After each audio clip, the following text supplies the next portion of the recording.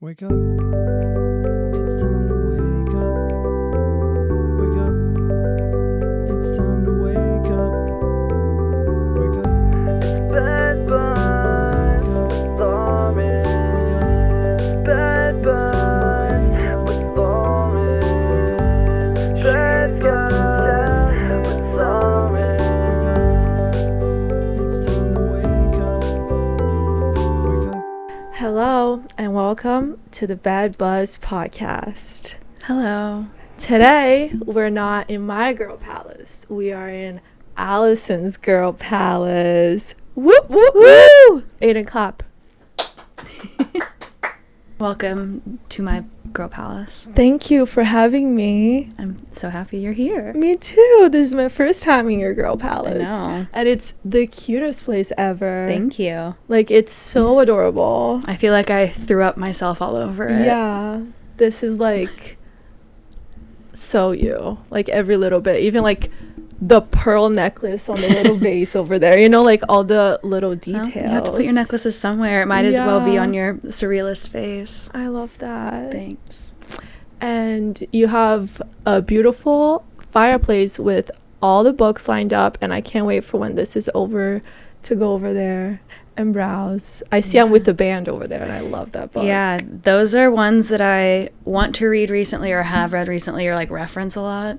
I have way too many books. There's a bunch upstairs too. Really? I want to look And then after. like that's all my poetry. Yeah. And, like etc. But we have a library essentially. I'm excited And to you can borrow from it. I'm excited to browse. One thing about me though is that I like owning the book. Yeah, me too. Like I will go to the library and I'll go through the for sale section and like buy the used books at the library all the time. But I just like cannot borrow a book and like think about giving it back. I don't know what it is with that. That's why I like don't use an e-reader.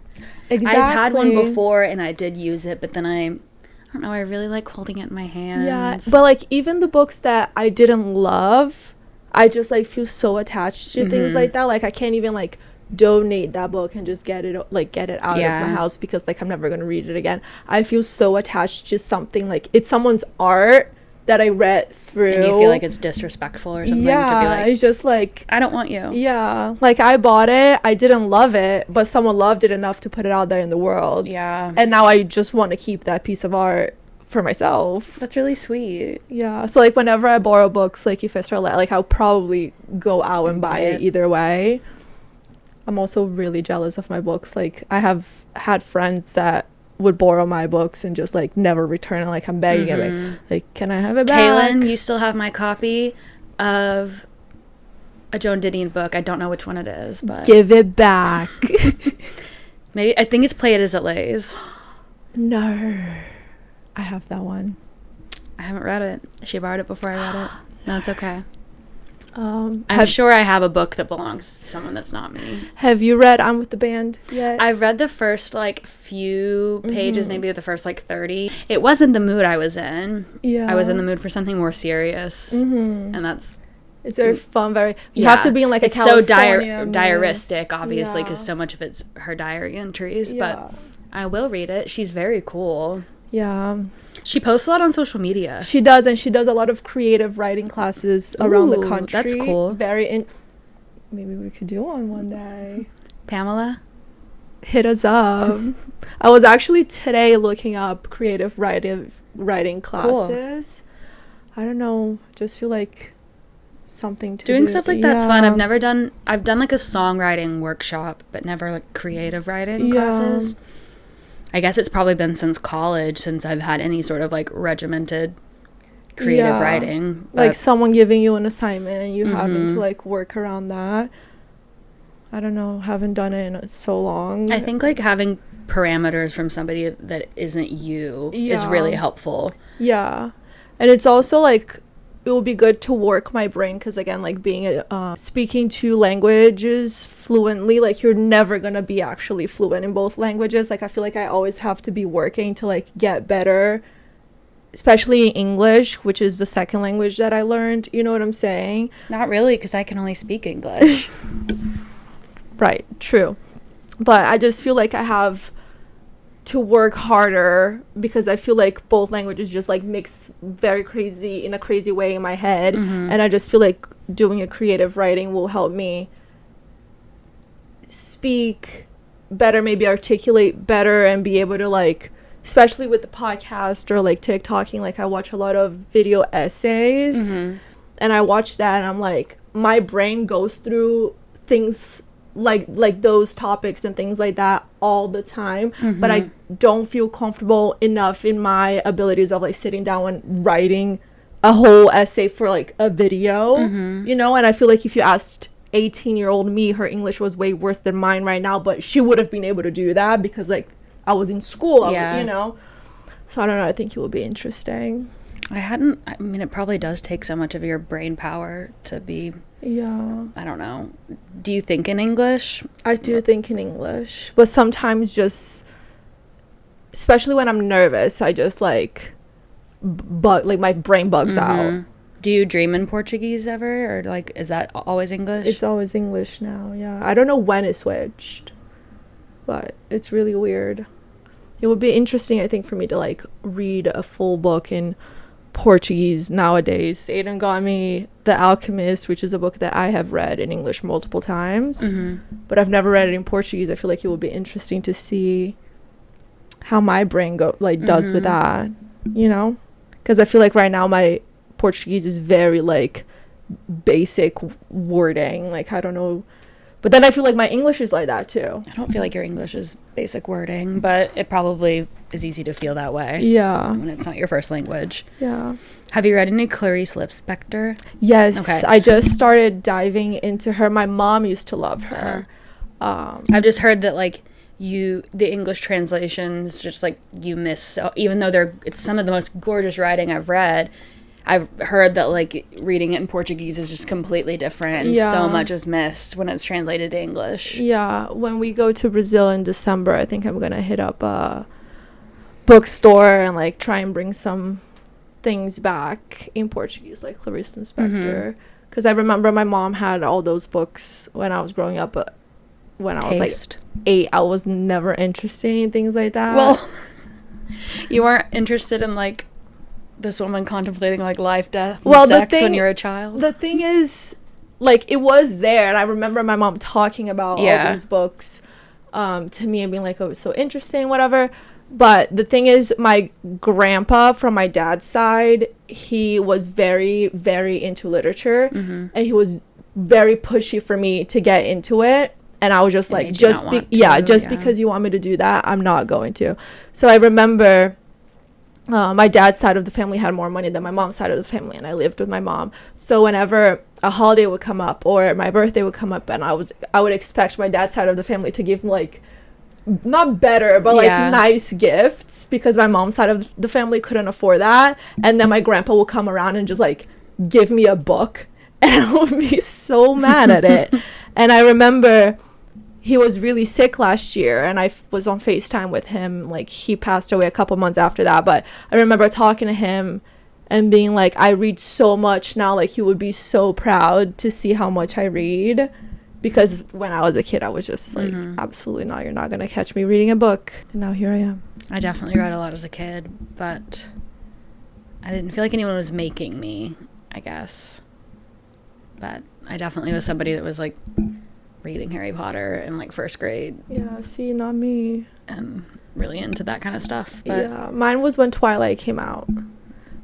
So I read those too. Yeah, I went to see the first movie with my mom. I didn't want to watch it, and my mom really wanted to watch it. Don't know why she wanted to go see Twilight, but she dragged me to see Twilight in the movie theater, and then we walked straight out of the movie theater at the mall to the bookstore in the mall and just like got all of the books in Portuguese, and her and I like read all the books together. Cute. It was really fun, and that's what got me into reading. Very fun. Yeah, I've definitely had periods where I didn't read very much. Like in college, I wasn't reading very much. I guess I was reading a lot, but it wasn't like novels or literature. It was school stuff. And I took English classes, so like anything I was reading that was actually I took a history class that was taught through novels, which is really interesting. Like they taught it through historical fiction novels, like in concurrent with the history, which I thought was really interesting. I hadn't had a class that way before, so very nice. Well, that brings us into today's theme, gay son or thought daughter. or thought daughter. Why can't we have both? That's what I was gonna say. Give me both of them. I want both. Yeah. So we have our matcha. And then maybe I don't want 4 kids, but I why not want- a thought son I want 4 kids and a gay daughter too? Why don't we just have it all? have it all? The whole. We'll have all of them. 4? You can have half. I can have half. They can We'll be all trade friends. off. Yeah. So we have our cute strawberry matchas today. Cheers. Oh, it's so good. It's so good. I was nervous it wouldn't be that good anymore because it's been sitting there for a little bit. And we have some pastries, and we're just gonna kiki with the girls in Allison's Princess Palace. And Aiden's sitting in the corner. Aiden's right there. Hi, Aiden. Hey, happy to be here. Gay You son, look like it. gay son or thought daughter? Both. I agreed with that. I was over here gesturing that I agreed. Should we try a pastry I don't know which one to before start we with. start? They're really cute. I feel like you got really excited about the olive oil one. It's so cute. Anytime I see little flowers on something, I Yeah. get excited. That's delicious. Excellent choice, Lauren. I went to a coffee shop in the town I work at the other day, and I got a strawberry latte. No espresso shot on it. Like, just like What do you no mean? coffee. Was it at just all. like milk and strawberry was- syrup? Milk? Milk and strawberry syrup. And that's what they called a strawberry latte. That's like strawberry milk. And like no warning either. Like, why would you? I'd Why be would so you expect mad me to know? expecting it to have caffeine and not getting. Imagine my face baffled. Did you say something? And were they like, No. "Oh, this is what it is"? No, I felt really awkward. But like, You can't call something a latte if it doesn't have It had a- espresso in it. yeah, you had. I guess the shot. That It was should like be illegal. I sued and I got $20 million. The term "thought daughter" started with TikTok trend, which actually the videos that I've seen was Brianna Chicken Fry. Do you know who that is? Mm-hmm. She's the one in the Teletubbies costume asking people, gay son or thought daughter. I don't remember the original video, and especially that she was in a. Yeah, running But I in do the remember street. someone going around asking that. Yeah. And then the girlies and women and gays of TikTok have reclaimed the thought title to actual thought title. So I'm going to spell it for you. Allison's going to spell it for you because I'm bad at spelling. THOUGHT. Yeah, Allison, you did such a good job. Thank If you. this was a spelling bee, you would get a star and 100. Until you ask me to spell. Exercise is when I always type and misspell every single time. I can spell, like, I can write things down. Like, I know how to spell all of those writing down. But if you ask me to say it out loud, spell it out loud, cannot do that. Yeah. There's a couple words that no matter how hard I try, I'm gonna spell it wrong every time, and it just won't stick. Yeah. But So we have the thought daughter, which is women that have reclaimed their intelligence and their I don't know. I think it's meant to be like the inverse of the THOT thought. yeah, which is also And again, about okay. both. Why can't we be both? Yeah, which is also okay. And that's also a part why people are super against. I mean, I read a bunch of Substack articles before us recording this, and a lot of people bring up that it's just like, but then you're putting the THOT girlies down, and it's just like, I feel like we can have both. And I feel like asking a question, gay son or thought daughter, is like super derogatory, even though it wasn't supposed to be. She was supposed to, like, she was trying to make a point, Yeah. but like, that's just freaking weird. And I feel like we can have both, and I feel like it's good for women to reclaim their intelligence and just, you know, like, we are more than just our bodies. We actually read, and we have hobbies, and we're incredibly emotional, and I think that's a beautiful thing. I concur. I definitely didn't read any Substacks before this, but a lot of them were not happy with the term thought daughter, which was really interesting to me. It was a lot of like the initial like no, OT or no, like the thoughtful daughter. Oh. Yeah. There was one that was kind of like being sarcastic, being like, "Oh, are you a thought daughter? Oh, should we tell Joan Didion about it?" And I'm just like, I guess a lot of people are also talking about the consumerism, but I feel like if people are consuming books and like going out and like spending their money to buy books to like read to like fit into a technical box, I feel like I don't see the harm in reading being a trend. I think that there's other things about consumerism and capitalism that are make way more sense to critique than somebody going and buying books. Yeah. I do think that a lot of people could be like buying books from places other than Amazon or 100%. Like big box stores. But then, I don't know, it's expensive at a lot of independent stores too. But yeah, I get most of my books used. Me too. On eBay. And I think, I get them on eBay. I get them on Thrift Books. I just bought a few from a guy on Bedford Avenue. Yeah, like the guy's always there, yeah. He has some great covers and, like, really cool editions of stuff.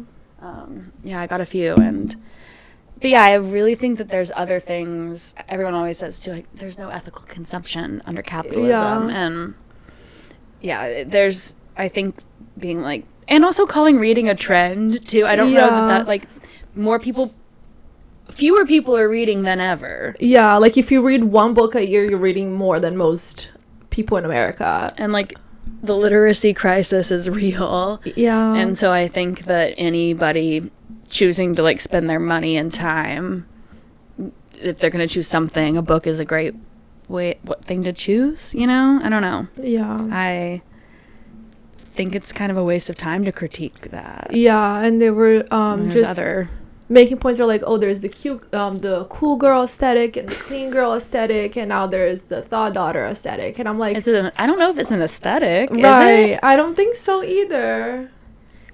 I definitely agree that too many people do things like to fit in the box of whatever aesthetic they, rather than developing their own sense of taste. And I don't like interests, but I don't like putting myself in a box. But it's like, for example, like before we met through my boyfriend Aiden, and before we met, I remember I would like mention a book to him, or like mention a song to him, or a dress that I just bought vintage, and he would always be like, you would love my friend Allison, or like you and my friend Allison would get along, like you guys so like cute. The same things, or he would be like, oh my god, like you're just like my friend Allison.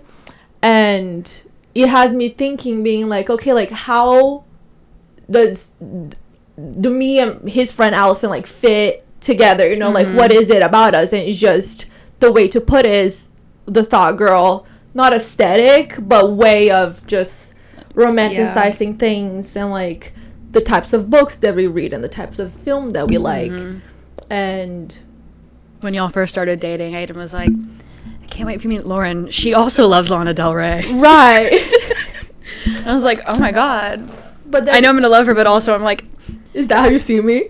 And I just thought it was funny too, because I was like, so do millions and millions, but that means we are connected in some way. Yeah, you know? But that's the thing, is just like, I don't have many friends. I guess my friend Anna is like into like Didion and like Sylvia Plath poetry and stuff like that, but I don't have many other friends that are into that, or like where I come from, most of my childhood friends didn't go towards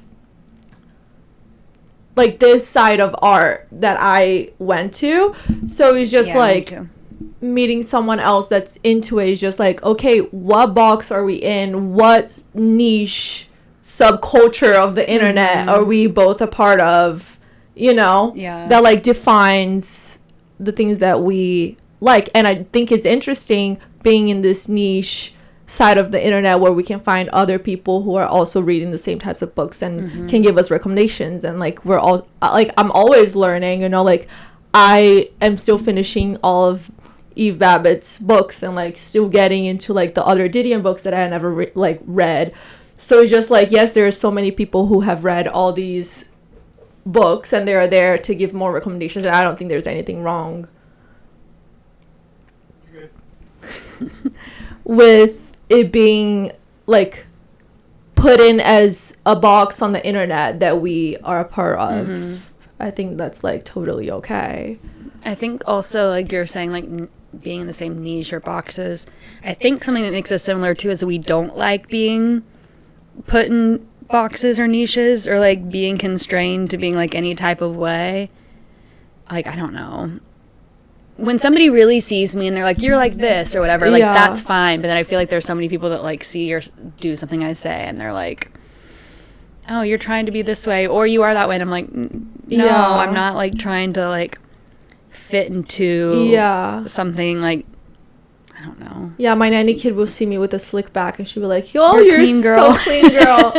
And I'm like, actually, my hair's just greasy and I haven't washed my hair in 2 weeks. I feel similarly about like my friends growing up, they all read a lot, but it's just not the kind of stuff that I'm drawn to. And it makes me feel bad because sometimes I still see them a decent amount and we'll be sitting there and they've all like read the same book and I'm just sitting there like smiling and I'm like, well, they don't want to hear about what I'm reading because they'd fall asleep. Or I should read for, not that I don't read for enjoyment, but a lot of my choices are things that I know that are going to like make me think a little bit harder. And not always things that I think are going to be challenging, but maybe in some way, like it could be challenging, like emotionally or intellectually, or like, I was talking to Aiden about this today. I was like, I really want to like, how did I phrase it?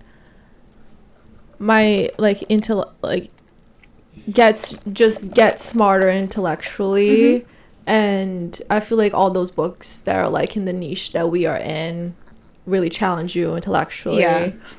I could just get bored really easily, and even the things that I read that I'm like, oh, it's like, this is like a fluff read. That we were talking about like this the other day. My fluff read would be like, I'm with the band. Something like that, because that's still like really within my interests. And I know I'll find it like fun. But to me, that's definitely like a break from, I don't know, the early 20th century novel that I'm reading right now, you know?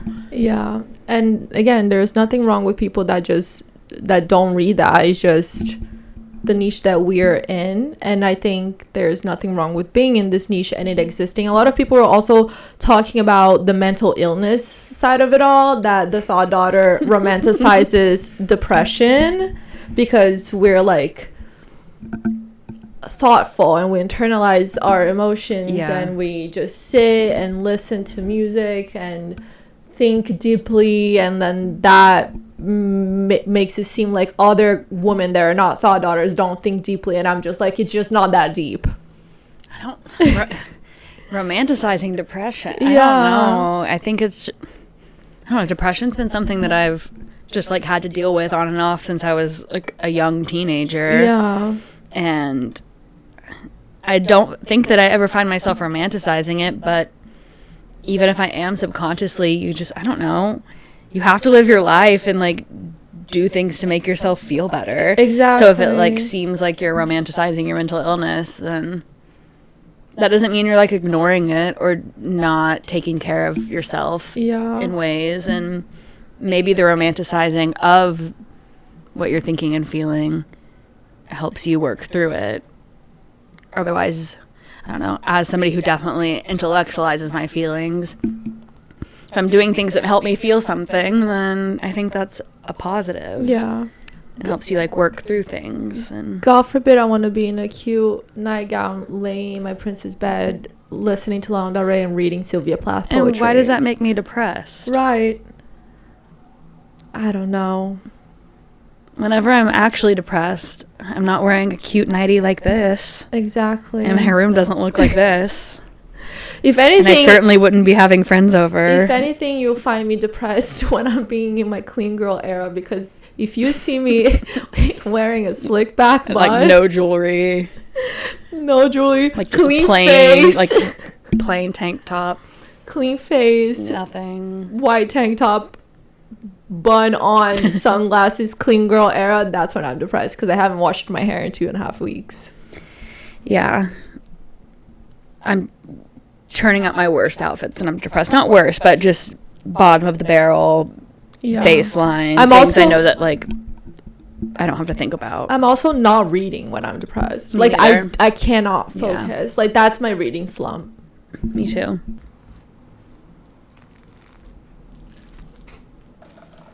You just like straight up like raw. You can also use this on top. I thought about that. Like this. Even with jeans. I barely wear jeans, but sure. I have two pairs. The skirt and dress girl. As my like tutus like popping out. No, I have a couple pairs of jeans. I just don't wear them very often. I have like 35 pairs of jeans. It's crazy. Well, I feel like, I don't know. That makes sense. You're like tall and long-legged. Yeah. I feel like a tree stump sometimes in pants. And they're also different to me. They're also special, all my jeans. I love that. That's how I feel about my skirts. I have so many skirts. I have a lot of skirts too. I have to go through my skirts actually, because I think a lot of them don't fit me anymore. Gotta depop it. I need to depop a lot. I hate depopping it. I know, but my stuff's been selling like Really? pretty quickly. Mine hasn't. I've reached the like a plateau. Yeah.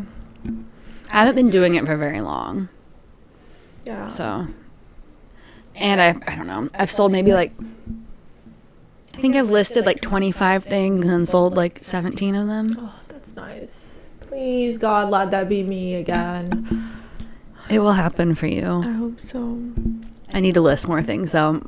I have entirely too many items of clothing. Yeah, I have like piles in my room of like Depop stuff. Mm-hmm. But I also like all the clothes that have been sitting there for like a year. They're just in a suitcase, taking up space. Like, Yeah, what am I I gonna have- do with that? In our like extra storage space, I have like some stuff that's like in those vacuum seal bags, and like if I haven't touched that, and like Yeah. there's some things that I've like kept in there because I'm like, oh, I think I want this for like nostalgia purposes. But I feel like most of the things I have for nostalgia purposes, I like do have them and like wear them and keep them like in here. Like, Yeah. I'm not gonna wear my like ugly sorority formal T-shirt ever again.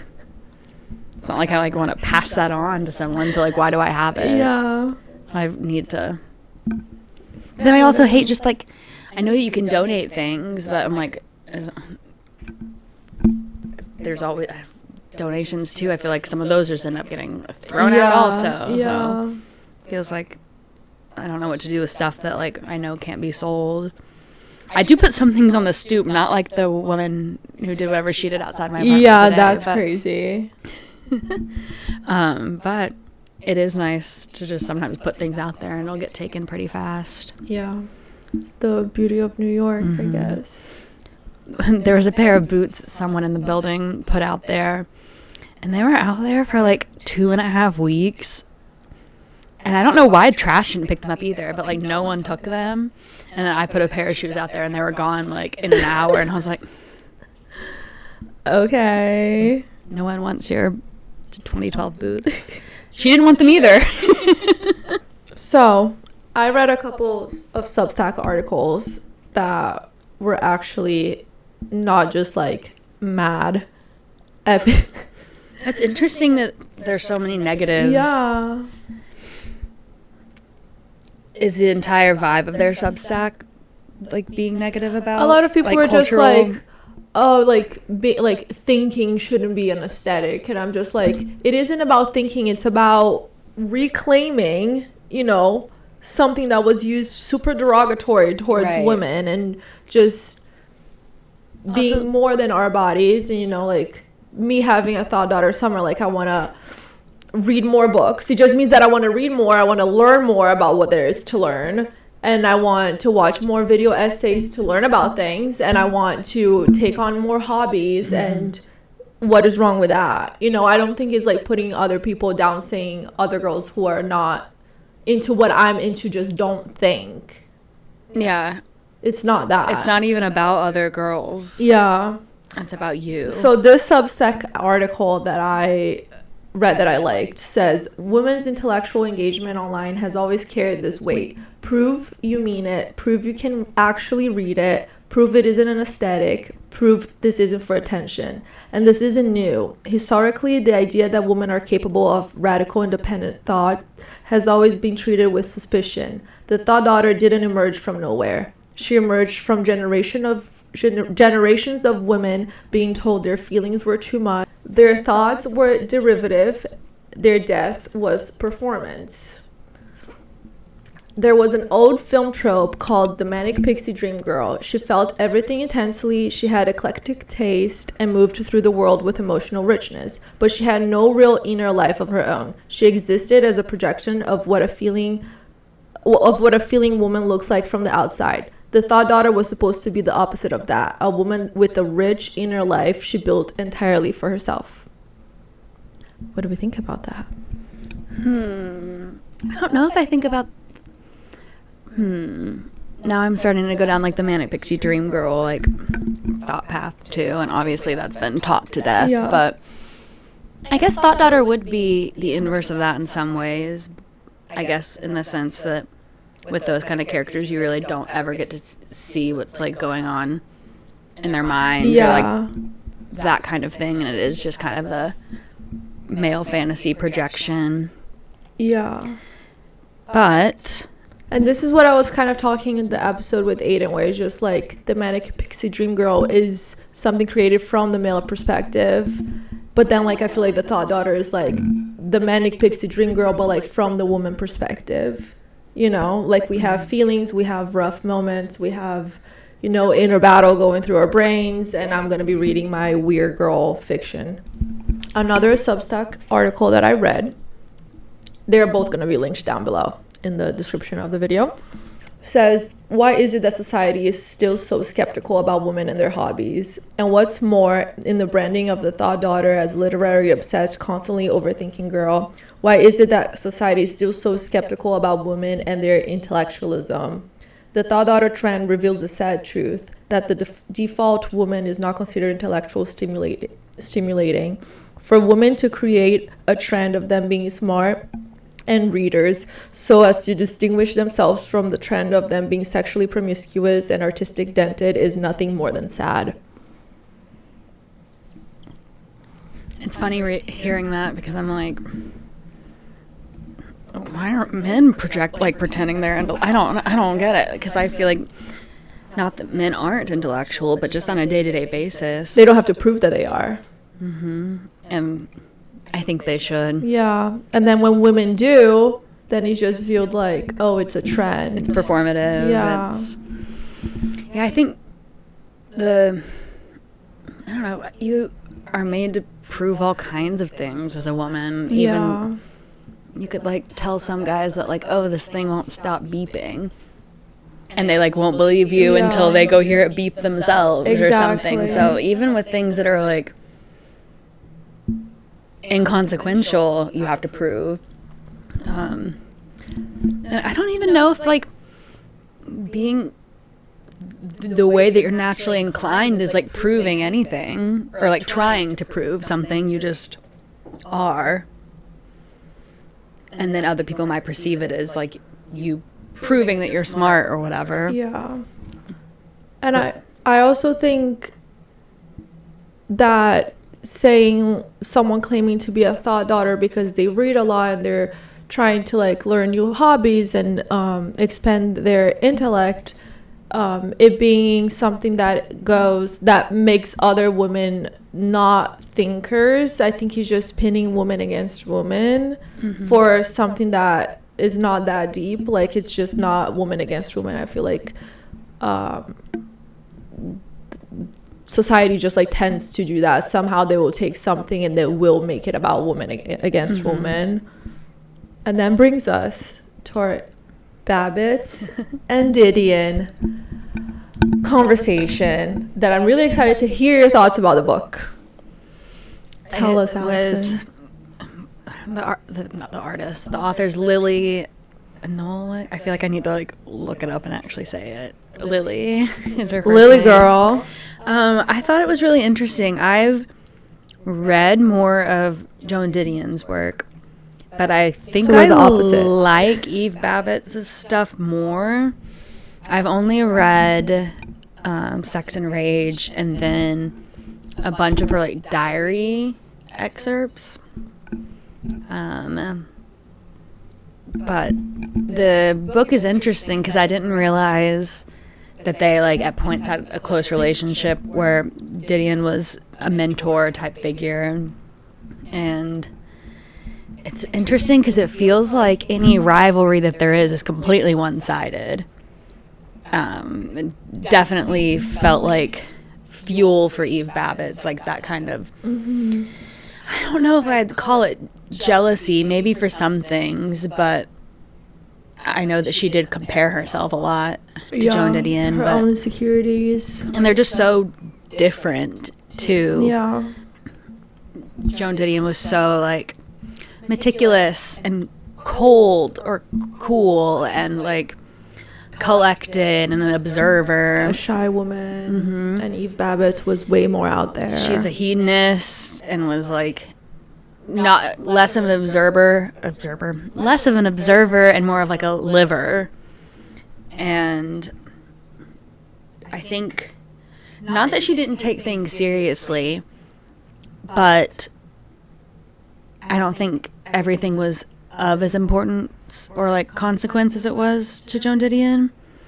But I do know that, speaking about pitting women against women, a lot of Eve Babbitt's issues with Joan Didion was she thought that Joan was performing for men and like making like herself presentable as the type of woman that men and women would both read. And I think that like Eve thought of that as selling out in a way. Which is interesting because a lot of Eve's work is sexual. And about her relationships with men. Yeah. But I think that I don't think she ever, like, she definitely didn't have children, and I don't think she ever married. But on the other hand, Joan had a husband and a daughter, and was traditional in that sense of, like, wanting a marriage and that kind of relationship. So it is interesting because Eve definitely had a lot of men in her life, but I don't think that she was like saw herself as somebody that was doing or saying things to please the men around her. And I feel like it can be argued that Joan Didion definitely did, but it was the 60s also, and you have to think about like how a woman, if you're going to perform, how you have to be taken seriously, and I don't know if you can blame her for that.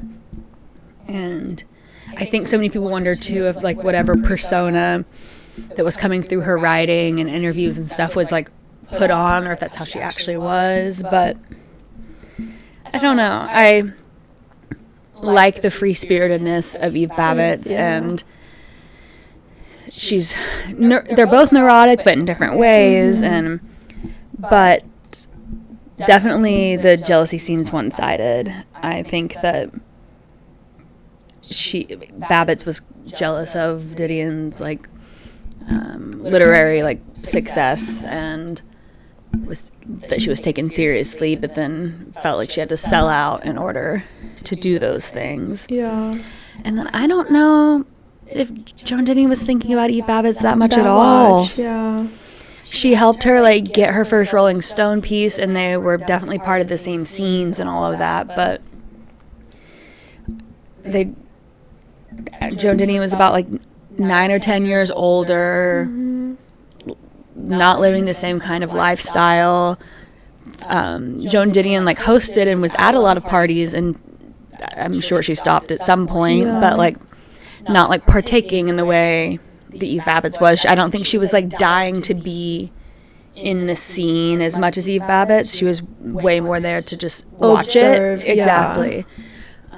Yeah, it's told that like she used to throw like her house was like a party house. She used to have like these huge parties, but she was always just like in the background observing and like being a perfect host Yeah. and not like you don't hear stories of her being like wasted or coked out, and you certainly do of Eve Babbitt. Yeah, like she was around like James Joplin and all these Jim Morrison was Jim around, Morrison, Janis and they were Joplin was all around. they were all partying at her house. Yeah, Joan Didion seemed to be really drawn to like she those was types of always people. like a watcher in the scenario. She was never like there partying with them, even though it was like she was present.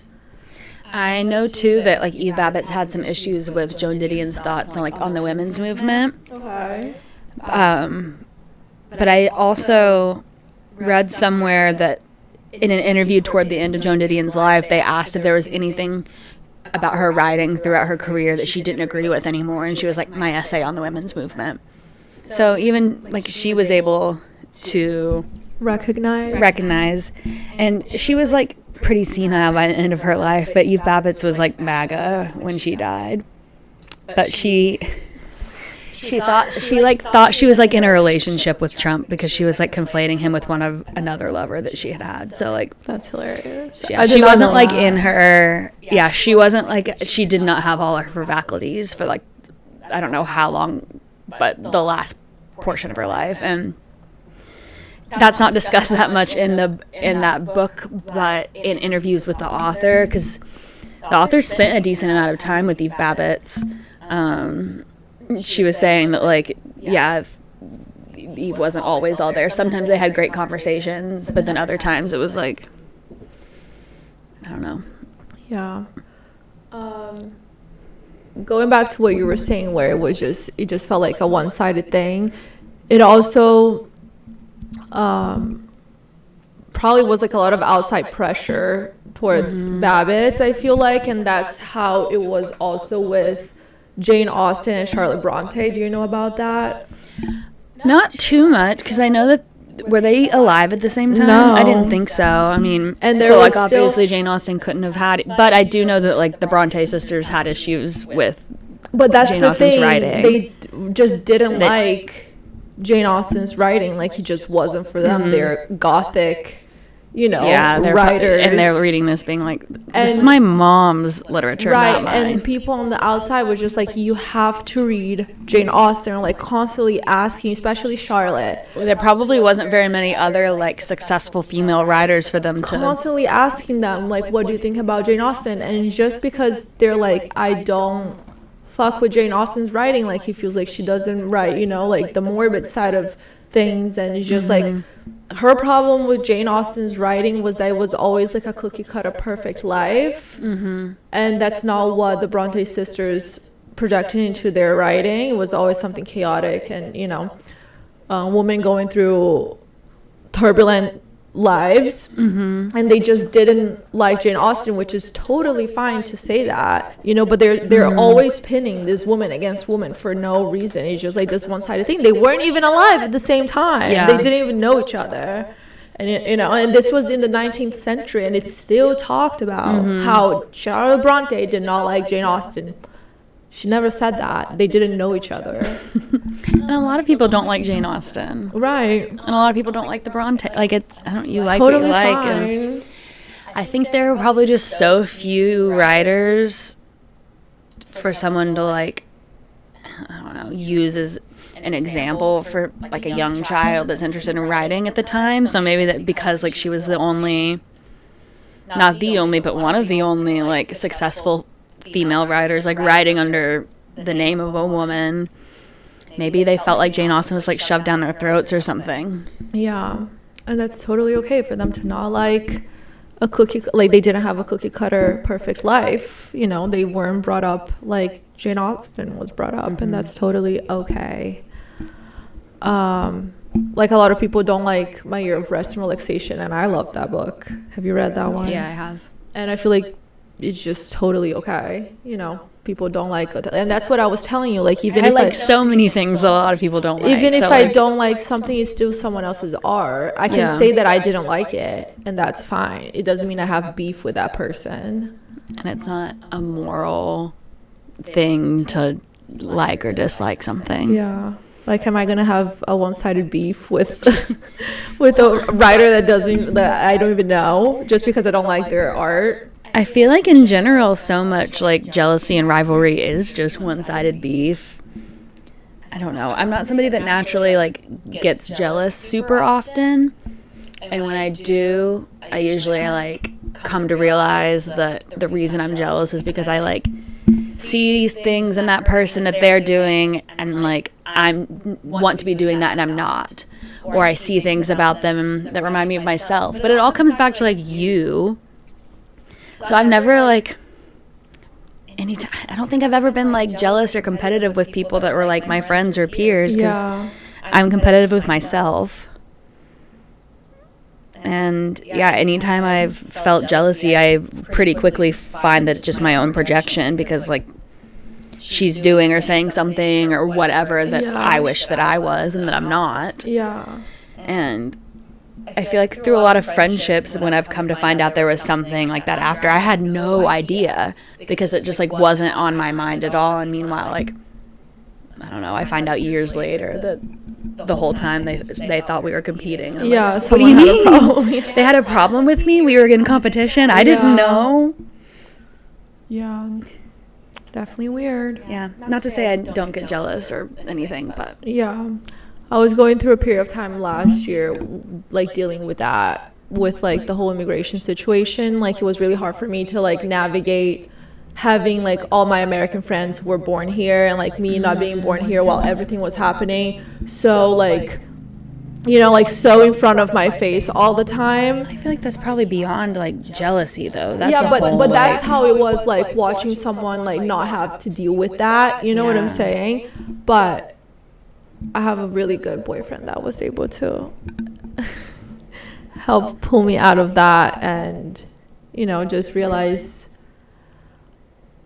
how lucky I am to like be myself and just, you know, be so sure in who I am and the things that I like, and like my character and my values, that like it doesn't really matter what other people have that I don't. I think that's important.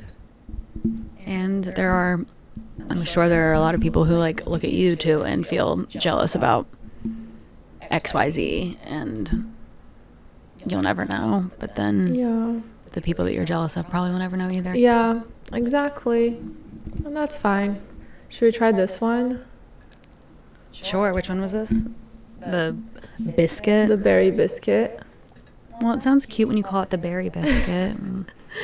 It's like a scone. Yeah.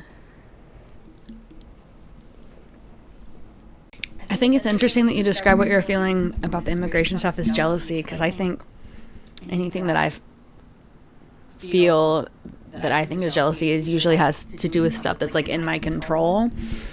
So that must feel really terrible to like feel jealous feelings about something that's like completely out of your control at all. You're not like, there's nothing you could do. It was really tough, especially like it felt sad blaming people for having other problems. You know what I'm saying? Like, I would see someone online complaining about something, or like one of my friends would complain about something. He's just like, oh my god, like I wish my biggest problem was that, you know, the coffee shop ran out of blueberry syrup. Yeah. You know, like, and then it just creates this cloud over my head where I'm just like,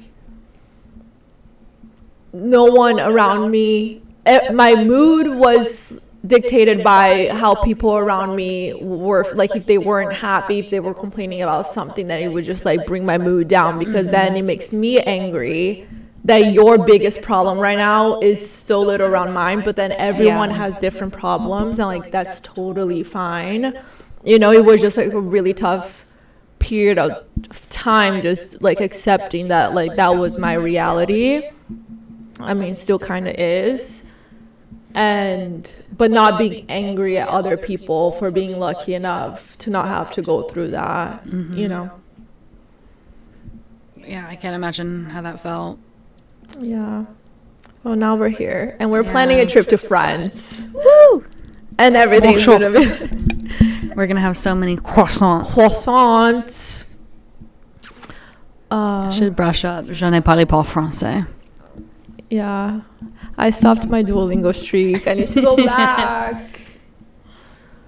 I need to go back to my Duolingo streak. So we're ready. I need to start, I don't know. Watching more French movies. Yeah. I can't. It's whenever you're there, though, I feel like there's so many, like, visual similarities in, like, French and English that, like, you can figure things out a lot easier than with Portuguese you expect. too. That's how I can figure it out very easily on Duolingo, because very similar. Did you do Portuguese on Duolingo? No. No. He I didn't does think so, but Portuguese. I wasn't sure because you said you didn't think you'd ever feel fully fluent in either language. And No, but like that doesn't make sense. But I also don't know what it's like to doing French. There's a lot of similarities in like basic words. Oh, okay, I see. Yeah, but we're going. It's gonna be fun. Talking about French, I just watched Donkey Skin. Oh, did you like it? That was a perfect movie. I love that movie. It was the most perfect movie I've ever seen in my life. Did you die when the helicopter showed up? Yes. Like, why was... I told Aiden. Did he watch it too? No, him and Jake have it's to crazy. watch that movie.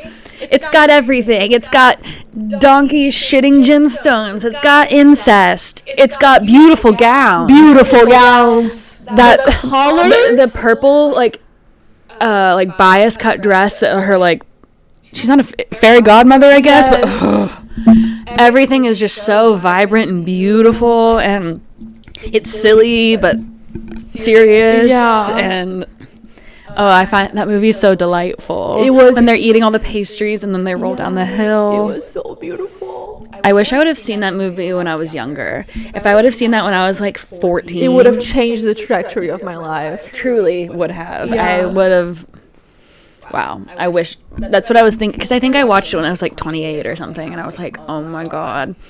If I'm reacting to this how I am now. I went to put it onto Letterboxd and I saw your review. And I was like, oh my, we have to talk about this it's movie. so good. I'm glad you liked it. I mean, she's beautiful. Like, yeah. everything she's on is just... She's stunning. Yeah. His movies just like run so differently from each other too, which is interesting. I really want Aiden to watch Belle de Jour as well. Yeah, that's a great movie. I'm so glad you watched Donkey Skin. I love that movie. Yeah. And I love telling people to watch it and being like, please, and then they're like, I don't want to watch this like French fake fairy tale. It was... Well, it's not fake. It's based off of It's some a other book, it's a fairy play. tale. Yeah. But it's so beautiful. It's so vibrant. It made me feel and like such a girl watching it. I don't even like know what my favorite part. Probably the colors and dresses, I guess. Yeah. I don't know. Yeah, how like the people in her dad's palace, like they're like the servants are all blue, and then when he goes to the other one, they're all red. Yeah. And I'm like, oh, red for love and blue for like mean and bad Yeah. and sad. That like orb that they like travel in. Doesn't she like travel in an orb or someone's like in a circular thing? Am I making something up and thinking about a different movie? Wicked. No. I've seen Wicked the musical, but I've not seen the movies. Because I'm a contrarian and don't want to. That's how I was until Aiden set me down and was like, you have to watch this movie. And actually, I loved Wizard of Oz, like the original. Oh, yeah. I had never seen it. That's not Wicked, though. Yeah, but you have. Oh, of course you hadn't seen it? No. Oh, it's so good. So good. I really feel like I remember her like traveling. Maybe I'm just thinking about the bubble-looking helicopter is what I'm thinking of. Maybe I don't know. Or was it something her dad was like in when they at his funeral or something? Her mom's funeral. Yeah. Yes. Is that what I'm thinking of? Her mom's casket Was like a bubble. It was yeah. crazy Okay, sphere. that's what I was thinking of. Yes. I couldn't remember if it was like someone traveling around in it, but I knew there was something where like a bubble was being processed. Okay, Yeah. her mom's funeral. Yeah, that movie's crazy. It was so good. You don't know what's around the next corner in that movie, and then the helicopter shows up. It was, what the? Yeah, I can't wait to watch it on repeat. I like busted out laughing when the helicopter showed up. 'Cause I'm like, you're not supposed to exist here. And but neither do. fairy godmother with the dad. I'm like, so good. Aiden's gotta watch it. It'll make you feel like a pretty princess. Perfect. I love to feel that way. Everybody should want to feel that way. Do you have any recommendations? Be yourself. Watch, if we're talking about French movies, watch more Jacques Demy movies and his wife Agnes Varda. They both made incredible movies that I love. We gotta get into the Jane Birkin movies. I haven't really watched very many. We gotta have our girly movie night. I know. I haven't really. When we were talking about this beforehand, and you had mentioned Bardot and Birkin, I was like, I really don't feel like I've seen that much with Jane Birkin in it. Brigitte Bardot either. They have I know a I've movie stuff together. with. They do, don't they? I know. I think I've seen one with each of them in it. But yeah, we have to watch The Swimming Pool. I really want to watch that one. yes, we need to watch Get that it on before Plex. summer's end. Recommendations. I guess I could just name a couple of my favorite books. Giovanni's Room by James Baldwin. Hardly a recommendation you won't find anywhere else, but I love that novel. My mind's blanking now. It's okay. You can take your time. Yeah, Giovanni's Room. I also love his novel Another Country. I recommend buying used books, and I recommend Supporting local bookstores. supporting your local bookstores, used and new. I feel like the used ones are just more charming They usually. are. When they come with notes in the front page, Yeah. or library cards from the 90s, and I'm like, You get different cool covers. Also, it's not going to be, I don't know, I've ended up picking up things that I never would have picked up in a big box type bookstore, just because they're not as concentrated on for the masses, I guess. They just kind of put out what they get in. Yeah, my recommendations are James Baldwin, Jacques Demy, Agnes Varda, and going to your local bookstore. And going to your local independent movie theater. yay! It's okay if you have to go out to AMC, though. I get it.